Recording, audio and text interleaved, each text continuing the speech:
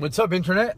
All right, so we only have 10 minutes or something. I gotta go pick up some food for the family and then go do some other stuff of my own before I have dinner. But I wanted to take the minute before I lost all the light. And I've been fielding some questions recently because I've been, excited to go see Ghost in the Shell, and I went and saw it. And we'll talk about Ghost in the Shell in a minute. But I also... I've been explaining to some people sort of what Ghost in the Shell is and what anime is and what manga is and why I care, and it occurred to me that sort of your age defines your first introduction to anime. So for me, my first introduction was when I was younger. I didn't even really realize that we were looking at anime, but we're talking, Star Blazers. Maybe you could argue that some of the original Transformers stuff, though the purists will get on my back about it. But Star Blazers, or Battle of the Planets, or whatever they called it, was probably the first really conscious introduction I had as an American youth to anime. Now, of course, it was dubbed and the episodes were shuffled around and there was some editing and whatever, but this was, the classic, had all the classic anime elements. They sort of resurrected, for those of you who don't know the story, aliens come and attack the Earth, and the Earth Defense Force is going to try and hold them off, but we're getting our ass kicked, and then we get a radio transmission from some alien race, and they teach us how to build weapons and engines, which we retrofit into the battleship Yamato from the bottom of the ocean.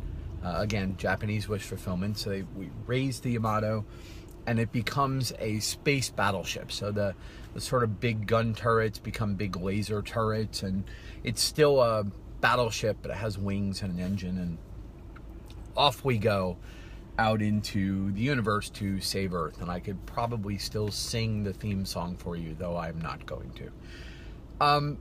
Star Blazers, again, I didn't really identify as anime. And then later, Speed Racer, again, would be another really big one, though I was never a Speed Racer fan, so I never watched very much of it. And then as I got a little older, I came across something called Bubblegum Crisis, which was, I didn't really watch a lot of Macross, I didn't really watch a lot of that stuff. Bubblegum Crisis, and I guess Bubblegum Crisis would be sort of the next one that I came across, which is set in what they call Neo Tokyo, and it has all the trappings of Blade Runner and Ghost in the Shell, in the time of the future, and working like 2020 as envisioned in 1980. So robots are common, mechanized help is common, and in that world, terrorism takes the form of hacking, and someone would hack a construction robot to go on a rampage. And because it was a robot, most of the police was completely unprepared for dealing with it, and thus you had the superheroes of Bubblegum Crisis, essentially the female version of Iron Man. There were 3 of them or 4 of them at the time. And it's so classically anime, right? So one of the girls is a nerdy computer scientist, and one of them is this Paris Hilton-esque sort of celebrity figure, and one of them is a brooding kind of rock star Joan Jett character, and etc. And they get together and they do their thing, but the introduction to the episode is like the rock band character doing the theme song of the show. And in very Japanese anime way, in the late 80s, these robot suits had built-in high heels. Even though it's a robot, even though it's a fighting armored suit, they took the time to give it stiletto heels and a great ass and all the rest of that stuff. And obviously, you couldn't possibly wear regular clothes to get into this thing. You had to wear a sort of one-piece leotard.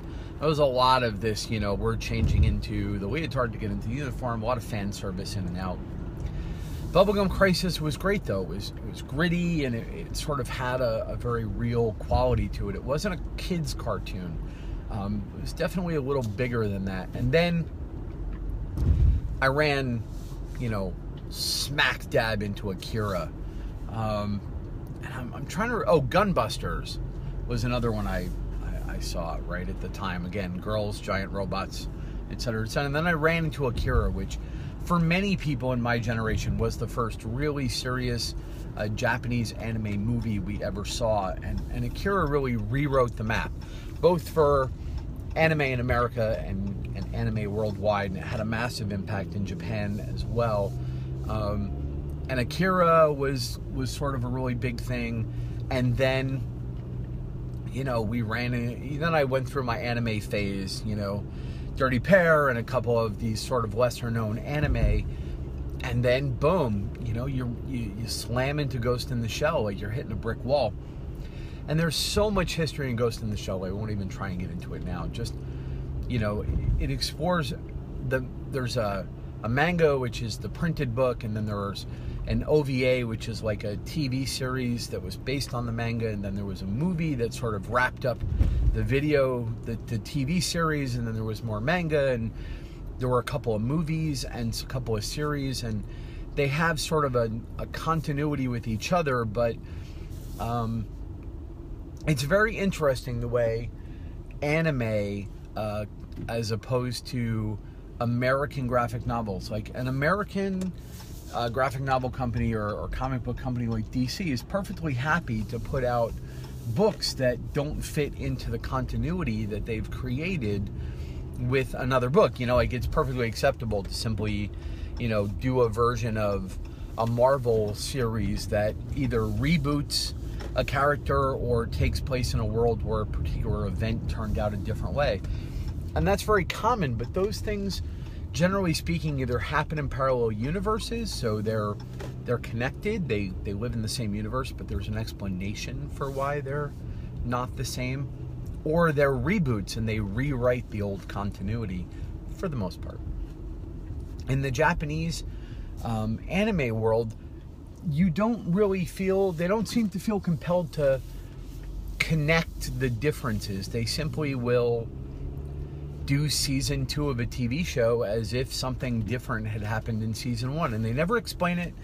No wizard comes down and alters reality. There's no split quantum effect. There's no god that makes a change the way there would be in the Marvel universe. They're not parallel universes. They're never going to meet each other. It's not two continuities. It's just one continuity, as if the other one simply didn't exist, and they just take it off in a different direction and play with it that way. And more than anything, that, I think, is one of the reasons why I don't get frustrated with anime and manga the way I do get frustrated with sort of American comic books sometimes, because they go so far out of their way to try and have everything happen in one consistent world, and they screw it up so badly that one wonders why they bother. Marvel has all their Crisis and Infinite whatever, and DC's doing their Crisis and Infinite whatever, and then there's Golden Age X and Super Y, and it's like, guys, just screw this thing, man. Just run one Superman book at a time, and let's just go ahead and, if you want to change the continuity, but don't try and run like 4 of them in parallel and tell me that that's supposed to make sense because you have an all-powerful space squirrel who's split the universe into a bunch of different realities because they want to have some sort of cross-reality global cage match. I mean, it's just idiocy. Don't try. Just explore what you want to explore. It's one of the things I loved about the movie version of Logan. They just didn't even bother trying to put it all together. They just did the movie because they did the movie, and they didn't have some mutant transport Logan into an alternate space. So anyway, Ghost in the Shell. There's a lot of ground to cover there. I'm not going to try and cover it. I just want you to sort of understand that it's sort of the natural progression of the anime pathway I took. So, Star Blazers, arguably Transformers, very little bit of Speed Racer, Gunbusters, Bubblegum Crisis, Akira, Ghost in the Shell, right? And so here we are, present day, and they have now made a live-action Ghost in the Shell movie that I think is a fantastic addition to the Ghost in the Shell collected works. I think it's the definitive version of Ghost in the Shell. No, it's a 2 and change hour, roughly 2 hour American movie that has a little heavier on the action than maybe the series initially was, and it feels a little shallower than the books, and a little shallower than the original animated movie, the 1996, I think, animated movie. There's a lot of depth to the Ghost in the Shell universe that plays around with the idea of souls, because everyone, the main conceit is that you can have a jack in the back of your mind and you can connect to the internet, directly interface with the internet, and this leaves you open to being hacked, just like your PC can be hacked. If your mind is directly connected, you can, for some purposes, treat your brain as if it was a computer, and a hacker could come in and rewrite your memories, temporarily rewrite your personality. And the real core question, the philosophical question, becomes, if someone can hack your mind, can they change who you are? Could they take away your soul? Or is there some ineffable quality about you as a human being that will eventually resurface and rise up? Conversely, if I replace all of you except for your brain, and put that in a robot body, are you still you? Are you still human? And if not, at what point does that happen? You can have an artificial leg and be human, but at what percentage does it stop at? And further, if you were capable of uploading an entire human mind into a computer, would that be human or not?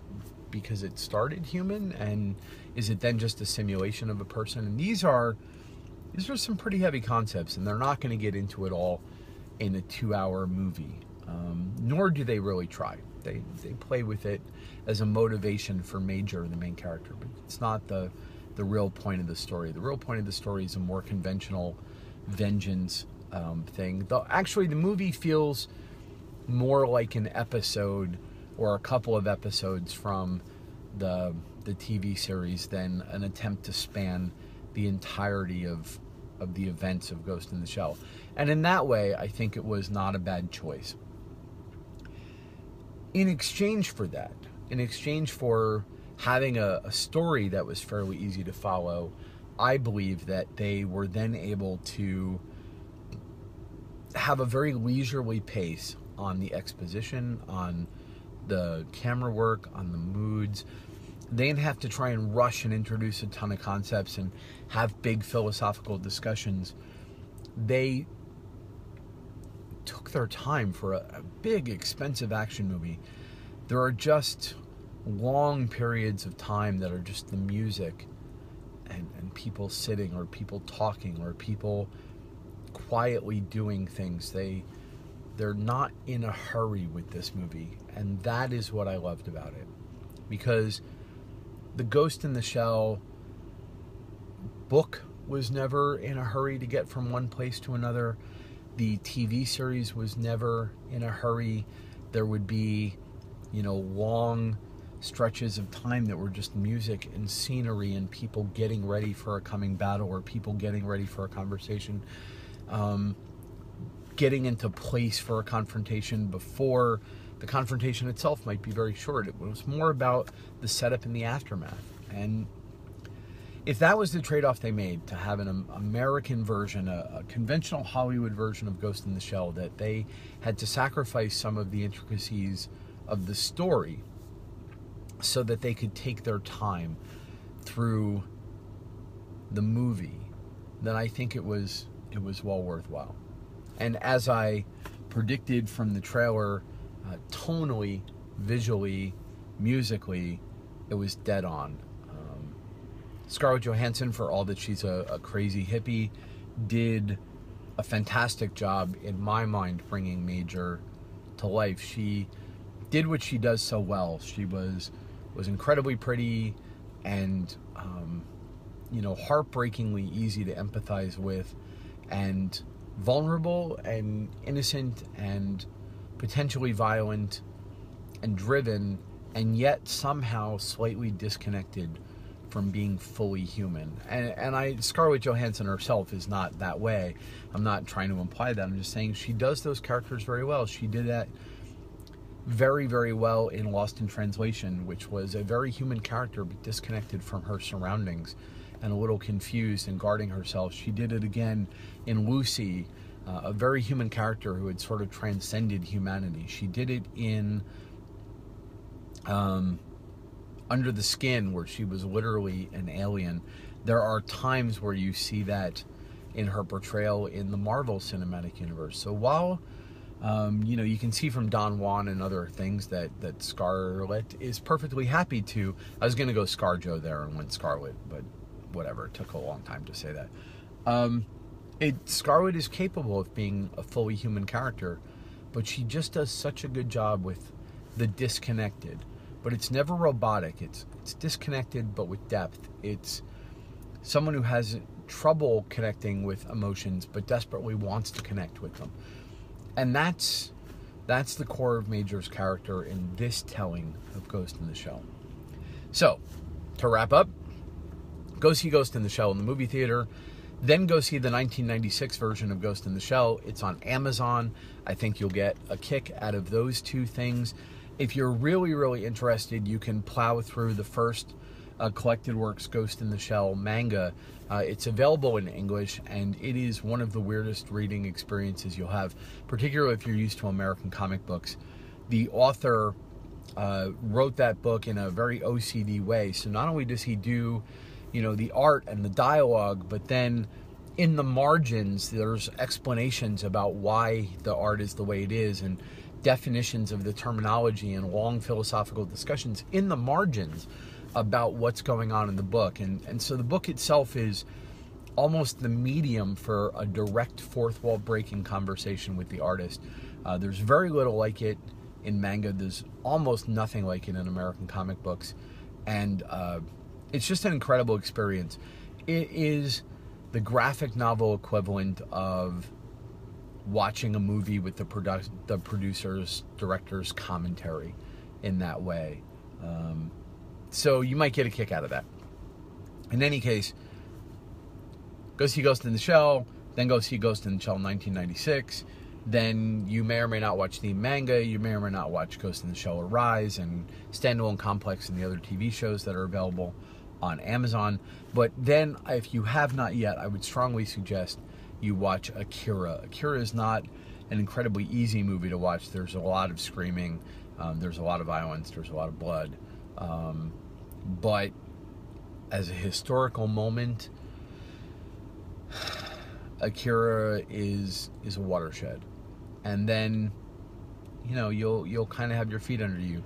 By no means is that a definitive list of the best of anime in any way. There are so many great other movies. There's Howl's Moving Castle. There's some stuff that just came out very recently, which a movie I'm holding back on until I finish watching it, but I'm going to talk to you about again, that a good friend of mine introduced me to.